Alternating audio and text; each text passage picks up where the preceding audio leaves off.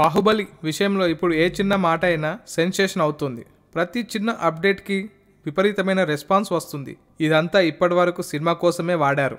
ఇప్పుడు చిన్నారుల కోసం ఒక మంచి పని కూడా ఉపయోగిస్తున్నారు. బాహుబలితో కలిసి మేక్ ఏ విష్ ఇండియా తరపున లోపాలతో బాధపడుతున్న చిన్నారులు, గుండె జబ్బులతో బాధపడుతున్న వారి కోసం నిధులు సేకరించేందుకు ఓ ప్రయత్నం చేస్తున్నారు. రూపాయలు 5 లక్షలు కలెక్ట్ చేసేందుకు ఉద్దేశించి ఈ ఫండ్ రైజింగ్కు రాజమౌళి కూడా తన మద్దతు ప్రకటించారు.